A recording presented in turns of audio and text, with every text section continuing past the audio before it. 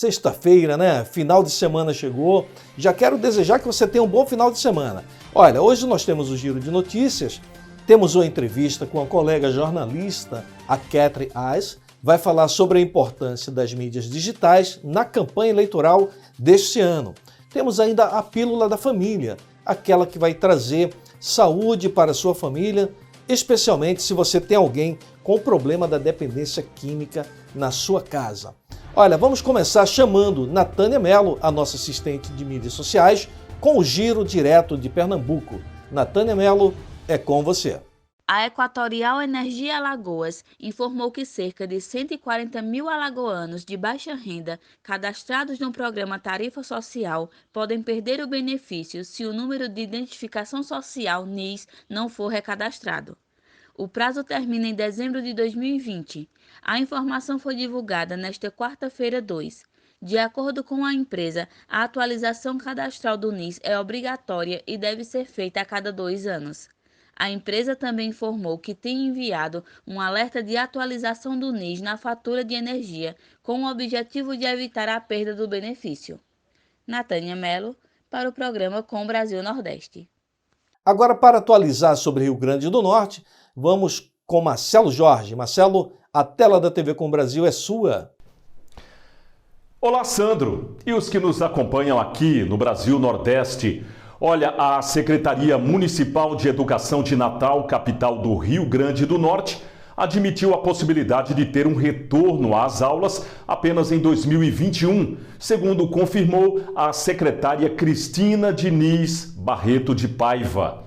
Seriam 2 anos em um, com a garantia de 800 horas ou 800 horas para cada ano letivo, conforme determina o Ministério da Educação.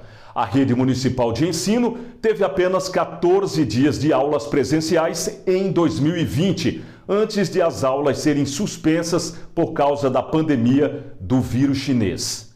Segundo a titular da pasta, o desejo da secretaria é retomar as atividades ainda em 2020, mas isso dependeria da anuência do Comitê Científico Municipal criado durante a crise do vírus chinês. De acordo com ela, sem uma data prevista para o retorno, o município trabalha com 2 possibilidades. Caso a retomada ocorra ainda em 2020, a ideia é que o ano letivo seja concluído em meados de abril de 2021. Depois disso, haveria um recesso e as aulas seriam retomadas para o ano letivo de 2021.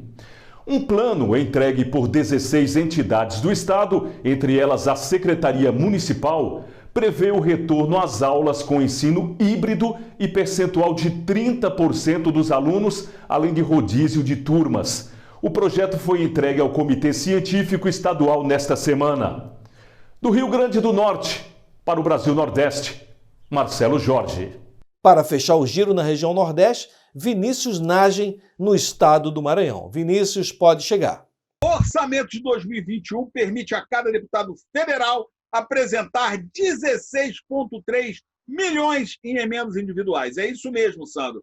Cada parlamentar poderá apresentar emendas individuais impositivas ao orçamento de 2021, no total de R$ 16.279.986, divisível em até 25 sugestões de execução obrigatória. O cálculo é das consultorias de orçamento da Câmara dos Deputados e do Senado Federal. Na proposta de lei orçamentária encaminhada ao Congresso Nacional, o valor global para emendas, 16,3 bilhões, representa 1,1% das despesas primárias, exceto transferências para entes federativos, e é 6,2% superior ao de 2020. O texto, a PLN 28/20, contém 2 reservas para atendimento das emendas, divididas conforme a autoria das iniciativas, se for parlamentar, 513 deputados e 81 senadores, ou bancada estadual,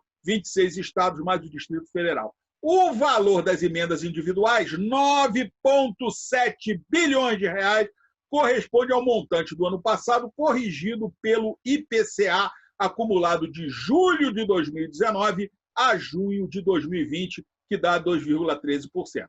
Essa regra é a mesma aplicada para determinar o teto dos gastos públicos. As bancadas terão 6,7 bilhões de reais, um aumento de 12,6% em relação aos 5,9 bilhões de 2020. Se mantida a regra do ano passado, esses 6,7 bilhões serão repartidos igualmente entre as 27 bancadas. Aqui, Vinícius Nagem, com esse cenário maravilhoso da Chapada das Mesas, que fica a 90 quilômetros de Carolina, cidade do meu querido Maranhão. Eu quero agradecer o carinho da sua audiência, pedir que, se você puder, mande um WhatsApp para a gente, dizendo de qual parte do país que você está assistindo a programação da TV Com Brasil, de onde você está assistindo o programa Com Brasil Nordeste. Vou aproveitar e abraçar aqui o Leobino Ribeiro, que é de Macaé, no Rio de Janeiro. Cidade de Macaé, no Rio de Janeiro. Leobino Ribeiro, muito obrigado pelo seu contato aqui conosco. E aproveitar e abraçar também o João, que é da cidade de Rio das Ostras. Vamos agora à entrevista com a jornalista Ketri, ela que é especialista em mídias digitais. Pode rodar. Nosso bate-papo de hoje é com a colega jornalista, a Ketri Heitz. Eu treinei o sobrenome dela aqui dezenas de vezes, mas não adiantou. Você vê como é que esse país é complexo, né? A gente do Nordeste não consegue falar o sobrenome de alguém de Santa Catarina. Mas a Ketri, apesar de jovem, tem uma experiência bacana, já trabalhou em várias empresas grandes de TV, já coordenou trabalhos na área de jornalismo e faz um trabalho diferenciado na área de mídia social também. Ketri, boa tarde, obrigado por estar com a gente aqui. Boa tarde, Sandro. Obrigada, agradeço o convite para a gente poder conversar um pouquinho aí das mídias digitais e falar desse mundo, desse universo que tem se aberto tanto e principalmente para a área de política, né? Exatamente. Antes de entrar nessa área, eu queria saber o que te levou à comunicação, o que chamou a tua atenção? Eu sempre gostei muito de falar, né? Aquela coisa do trabalho de escola, quem vai representar o grupo. Chama a Ketri que ela se expressa bem, chama a Ketri que ela fala bem. E eu sempre gostei disso, né? De mostrar o melhor. Eu sou de uma cidade que tem 7 mil habitantes. Então eu cresci com aquela expectativa assim, bom, eu preciso fazer alguma coisa diferente. Qual o nome da tua cidade? Chama-se Imbuia. Imbuia. Uma referência à árvore. Fica no interior de Santa Catarina. Olha, que legal. Meus pais são agricultores. Então, lá naquele universo que eu tinha de 7 mil habitantes, eu precisava me destacar de alguma forma, né? Queria trabalhar com comunicação, ainda não sabia o que fazer nessa época. Você queria fazer mais do que representar os colegas de turma. Exatamente.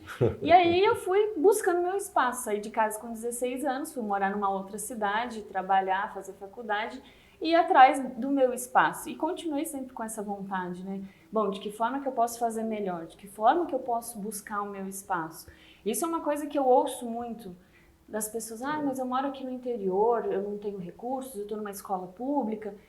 Como é que eu vou fazer diferente, né? A gente vê muita desigualdade. A pandemia trouxe muita desigualdade. Sim. A maioria das crianças não tinha internet em casa para acompanhar as atividades online. E isso é muito triste. Eu fui ter computador na minha faculdade. Ter acesso à internet eu tinha na universidade. Então, assim, isso me atrasou meu desenvolvimento, mas não me fez desistir. E também, em contrapartida, hoje, quando a gente está no meio de uma pandemia, a gente precisa criar oportunidades. E eu estou acostumado com isso desde a minha infância, né? Buscar oportunidades, ir atrás das oportunidades que a gente tem, mas principalmente não ficar reclamando. Eu vejo aí muita gente reclamando, o ano está perdido, não sei o que fazer da minha vida. Não é bem assim, né? Tem muita coisa para fazer. Exatamente. E de que forma a gente viu muitas empresas crescerem no período da pandemia. Muitas empresas surgiram no período da pandemia. Né? Então, o que esses líderes têm de diferente dos outros líderes que a gente viu? Eles não ficaram reclamando, né? Não ficaram lá naquela depressão. Claro, tá difícil para muita gente? Tá, mas você tem que aproveitar as oportunidades que você tem, né? É verdade. É muito interessante essa fala da Ketri, né? Porque revela que, de fato, a solução parte de você. Ela é de uma cidade pequena, da região Santa Catarina, assim como a gente tem pessoas que saem do interior do Nordeste e dá a volta por cima. Você trabalhou em grandes empresas, como foi essa experiência de sair de uma cidade pequena e acabar trabalhando em empresas grandes na área de jornalismo? Como é que foi para você isso? A primeira impressão que a gente tem quando a gente chega num espaço maior é que você é um forasteiro, né? O que você lá do interior de Imbuia está fazendo aqui no meu espaço, né? E você demora um certo tempo para conquistar a confiança das pessoas. Você precisa trabalhar duro, né? Mostrar que você é um profissional que está compromissado com aquele trabalho e que você é diferente. Então, assim, sofri muito preconceito ao longo desse caminho, quando eu cheguei, principalmente em emissoras grandes, né? Então, você precisa trabalhar isso no seu psicológico também. Não vai ser isso que vai me fazer ser inferior a outro profissional que está aqui e eu vou conquistar o meu espaço. Foi muito bacana que eu trabalhei na Record em Blumenau. Comecei minha carreira numa emissora menor, chama RBA TV, uma emissora aberta que atende 28 municípios lá no interior de Santa Catarina. Depois, eu fui para uma outra emissora de expressão nacional. E aí eu sofri muito esse preconceito, porque quando as minhas matérias chegavam em São Paulo, as pessoas, quem é essa? Quem é essa pessoa? De onde veio? De onde veio esse ser, né? Mas assim, isso nunca me desmotivou e eu entrei na política por acaso, nunca foi a minha intenção. Eu gostava muito de TV e dessa área, mas de repente recebi uma proposta para vir morar em Brasília e fazer assessoria de comunicação política para um parlamentar de Santa Catarina. Quando eu cheguei em Brasília, eu e duas malinhas, pensei, o que eu vim fazer nessa cidade, né? Brasília, para mim, nunca tinha pisado aqui. Era aquela referência dos livros de história, né? Eu lembro, assim, uma sensação muito forte que eu tive. A primeira vez que eu caminhei na Praça dos Três Poderes, fiquei admirando, assim, o Congresso. Nossa, são aquelas imagens que eu via nos livros de história, sabe? Eu demorei muito tempo, assim, para ver. Eu realmente estou morando aqui. Eu não estou dentro de um livro de história. E aí eu me apaixonei perdidamente pela política. Por falar em política, a Ketri faz um trabalho muito eficiente nessa área de consultoria política e de comunicação, né, para pré-candidatos, para candidatos também que já está à reeleição. Quem já administra também, inclusive você participou de um projeto inovador com o governador de São Paulo, o Dória, né? Vocês foram os primeiros a fazer divulgação quase que em tempo real no período de pandemia. Fala um pouquinho sobre essa tua experiência. Legal. A gente foi contratado, né? Nós vencemos uma licitação, a minha empresa participou disso, para montar uma equipe de vídeo para o governo de São Paulo. Então a gente estava falando de dois desafios gigantes. Primeiro, que é o estado de São Paulo, né? Um estado muito grande, são mais de 600 municípios. O território para cobrir era muito grande. Um governador muito ativo, que ia muito para o interior antes da pandemia, então a gente precisava ter uma equipe de vídeo para acompanhar ele nesse interior, gerar essas imagens em alta qualidade e em tempo muito curto para as emissoras do interior usar, e também para a produção de vídeos, né, diário. Então, assim, a gente tinha 24 secretarias trabalhando o tempo inteiro num estado daquele tamanho, e esse era o nosso desafio, com uma equipe enxuta, com poucos recursos, tá cobrindo isso. Então, além da agenda do governador, que a gente acompanhava ele no interior e precisava gerar aquele conteúdo muito rápido, distribuir para o Vimeo, liberar para as TVs, a gente também tinha o desafio do ao vivo. Ele é um governador de comunicação, ele sempre gostou muito da comunicação. Então, a gente tinha uma exigência de qualidade muito alta, de tempo recorde e de ser inovador ao mesmo tempo, né? E além de tudo isso, né, que o momento exigia, você ainda fazer isso para alguém que entende pra caramba de televisão, de comunicação. Exatamente. Quer dizer, não dá para enrolar. Não, a gente tinha que resolver. Esse era o foco. Nós começamos com as coletivas, eram sempre às sextas-feiras, depois da reunião de secretários, recebíamos os jornalistas de São Paulo. Quando começou a pandemia, a gente precisou reformular toda aquela estrutura. Primeiro porque nós estávamos numa sala fechada, compacta, e a gente precisava de ventilação, precisava dar segurança aos jornalistas que estavam. São Paulo foi o caso, o marco zero da pandemia, né? Por muito tempo foi o centro da pandemia. Obviamente porque é um estado não só grande, mas que recebe pessoas dos demais estados também, né? Circula muita gente lá, é o centro comercial do país, a gente precisa reconhecer isso, né? Então, ao tempo inteiro, existem pessoas chegando, pessoas saindo do mundo inteiro. Então, a gente teve o primeiro caso, a primeira morte no dia 15 de março, e antes, 14, 10, a gente já estava movimentando toda uma estrutura do governo, sabendo que a gente precisaria atender essa demanda da imprensa. Então, de que forma vamos fazer isso? A gente começou a fazer a transmissão ao vivo, mudamos a coletiva para o hall principal, então a gente já tinha o desafio da luminosidade, né? Porque o sol batia ali, então não seria bom para a captação de imagem das TVs, a gente teve que trabalhar a questão do áudio. Começamos a transmitir simultaneamente para 3 plataformas, que era o YouTube, o Facebook e o Instagram. Com o tempo, fomos desenvolvendo as tecnologias e a gente passou a transmitir simultaneamente em 7 redes. Então, nós éramos assistidos por muitas pessoas. E, além disso, o sinal transmitido de dentro do Palácio dos Bandeirantes também era replicado para as emissoras de TV. Então, se elas não estivessem ali, a gente transmitia aquele sinal em alta qualidade para as emissoras de TV. Isso foi um salto, foram várias experiências, né? A gente até desenvolveu um sistema de participação por vídeo dos jornalistas do interior e também daqueles que não quisessem estar naquele espaço, por mais que estava arejado, que tinha um distanciamento, mas muitos não queriam estar lá presentes.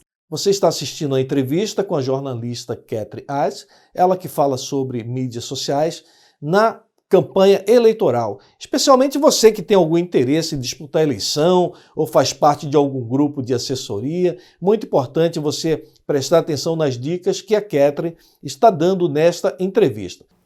Como que você vê a influência das mídias digitais nesse processo de eleição desse ano agora, né? O que os pré-candidatos devem fazer? O que a sua empresa faz, se propõe a fazer? A gente ajuda ele a se organizar. A campanha vai ser muito curta. Então, se você não tiver um planejamento de publicação nas redes sociais, de mostrar quem você é, de mostrar as suas propostas, vai passar esses 45 dias da campanha e você só postou foto com algumas pessoas. E aí, quando o eleitor vai definir o voto dele e vai olhar lá no feed, bom, o que o Sandro fez pela minha cidade? Não vai ter nada, entendeu? Então, você precisa primeiro se planejar. A pré-campanha ela é extremamente importante para quê? Para marcar posicionamento. Essa vai ser uma campanha que antes as pessoas gastavam muito dinheiro com programas de TV, com programas de rádio. Vai haver? Vai, mas também vai ter que investir muito nas redes sociais. E isso chama impulsionamento. De que forma que faz esse impulsionamento? Se antes a gente imprimia um CNPJ no santinho e distribuía, hoje você precisa validar a sua conta, a sua página da rede social, do Facebook, por exemplo. Isso é um trabalho complexo. A rede não facilita, principalmente para não haver fraudes também, né? Então, a gente auxilia nesse processo de validação, a gente ensina a fazer esse impulsionamento, de que forma que eu vou definir o meu público, fazer a leitura dos seus dados da sua rede social. Isso é muito importante. Saber quem é o seu público, para quem você quer comunicar, de que forma que você vai criar. Só para que você que é pré-candidato saiba, não adianta ficar só colocando sua foto bonitinha e sem dizer nada. Eu acho que resumidamente é mais ou menos isso. Ô, Catherine, o que você diria, né, você que saiu de Imbuia, uma cidade de 7 mil habitantes, para a maior capital do país, e você tem alcançado o seu espaço, de lá você vem para a capital federal, que é o centro do poder. Eu também tive essa impressão. Quando eu cheguei em Brasília, comecei a andar naqueles corredores e cruzava com deputados e senadores, e então eu pensei, então é aqui que as coisas acontecem, né? Aí depois a gente atravessa a rua, vai até o palácio e fala, caramba, o cara que dá a canetada final está aqui. Tá aqui. Qual a dica que você, que saiu dessa cidade de 7 mil habitantes, está aqui no centro do poder, deixa para as pessoas que estão em cidades pequenas, no Brasil inteiro, né? Não apenas na região sul, mas enfim, no Brasil inteiro. Qual a mensagem que você deixa para essas pessoas? Essa semana, é curioso você perguntar isso, que essa semana eu fiz um curso online e inclusive a diretora do Magazine Luiza, a Trajano, esqueci o primeiro nome, Luiza Trajano. Ela saiu de Franca, no interior de São Paulo, e hoje é proprietária de uma das maiores redes de varejo do mundo, que se destaca por quê? Por ter observado essa importância da tecnologia junto com o físico há muito tempo, né? E ela fala muito de propósito. E é isso que eu penso, você precisa ter um propósito. Qual que é o seu propósito? Vou ficar aqui pensando que sou um candidato a vereador aqui do interior da minha cidade, eu não preciso disso. Precisa, entendeu? E de que forma que eu quero comunicar? Essa campanha vai ser uma campanha de pouquíssimos recursos. A gente fala do fundo eleitoral, ele num montante, ele é gigante, mas nós temos 5 mil municípios. Você vai distribuir isso, a expectativa é que nós tenhamos de 400 a 500 mil candidatos a vereador. É muita gente, né? A campanha de vereador é mais difícil. Então, qual que é o seu propósito? De que forma que você vai se destacar do seu concorrente? Você vai trabalhar com uma bandeira do seu bairro? Você tem uma bandeira que você absorveu para si? Por exemplo, eu sou professora e vou trabalhar pela causa da educação. Então, você tem que trabalhar isso como sua bandeira de governo. Esse é o seu propósito. Aí você precisa avaliar as estratégias que você vai usar para mostrar esse seu propósito nas redes. E é isso que a gente ajuda as pessoas a fazerem, né? A gente tem um curso de um dia, principalmente porque a gente sabe que vai ser uma campanha sem recursos. A maioria das pessoas não tem condições de contratar uma empresa para fazer isso para elas. Então, a gente orienta basicamente isso. Algumas ferramentas que você pode usar para desenvolver o seu card, para editar o seu vídeo, de que forma que você faz esse cronograma de publicação. Porque não é só estar na rede, você precisa ter uma regularidade de publicação. Aí você vai fazer uma visita, você saiu de manhã, está com a cabeça preocupada, de repente você lembra, não publiquei nada hoje. Se a campanha tem só 40 dias, como é que eu passei um dia sem publicar alguma coisa? Agora, se você tem um planejamento, se você sentou, tem muita gente que diz que perdeu tempo. Eu não acho, eu acho um período muito bem investido. Você parar alguns dias na pré-campanha e fazer esse seu planejamento, que a gente chama de conteúdo frio. O que são os conteúdos frios? São suas propostas que se você publicar no dia 15 ou no dia 20, não vai ter diferença para a sua rede, mas você vai deixar planejado aquele conteúdo para entrar naquele horário específico, naquele dia específico, e aí você pode sair e fazer a sua campanha, né? E a rede vai estar trabalhando por você. E a rede vai estar trabalhando. Ou para você. Exatamente. Agora, é muito importante também você responder o seu público da rede. Sim. Você não pode simplesmente deixar lá como um depósito e não acionar aqueles comentários, Interagir. não responder, exatamente, interagir. E a live, ela veio como a melhor forma de comunicação, do que se você fosse de porta em porta. Sim. Por isso que precisa ser um trabalho muito próximo e forte, né? E feito por alguém que sabe fazer. Exatamente. E qual a dica que você deixa para aquelas meninas do interior que já arrumou as 2 malas 2, 3, 4 vezes para sair? Vale a pena, não vale a pena? Eu estou escrevendo um livro, inclusive. Olha, que legal. Para dividir essas minhas experiências. E uma das coisas que eu coloco é que muitas vezes na minha vida fui chamada de louca. Porque a expectativa que os meus pais tinham também é que eu fosse me casar, ficar no interior, cuidar dos meus filhos. E eu não que isso seja errado, muito pelo contrário, tem pessoas que são extremamente felizes com isso. Claro. Eu não acho que seria feliz fazendo isso e eu precisei ir atrás. Foi fácil? Não foi. Não foi. Passei vários dias pensando, nossa, será que eu precisava ter mudado de novo? Será que eu fiz a coisa certa? Me desfazer daqueles livros que eu gostava porque eu não podia levar junto, porque eu não tinha como levar. Imagina a sua vida inteira em 2 malas, né? Chegar numa cidade que você não conhece e começar do zero a cultivar amizades, a conhecer pessoas. Mas o que eu sempre digo, você não pode... O medo é importante, mas ele não pode te paralisar. E uma coisa que meu pai sempre me falou assim e que me marcou a minha vida inteira, você nunca pode esquecer de onde você veio, mas isso também não vai te dar limites aonde você quer chegar. E eu sou muito feliz com o trabalho que eu construí até aqui, com as coisas que eu fiz, sabe? Eu olho para trás e eu vejo que realmente valeu a pena. Eu não fiquei conformada com as oportunidades que a vida me deu, eu fui atrás. Às vezes é difícil você aceitar uma oportunidade?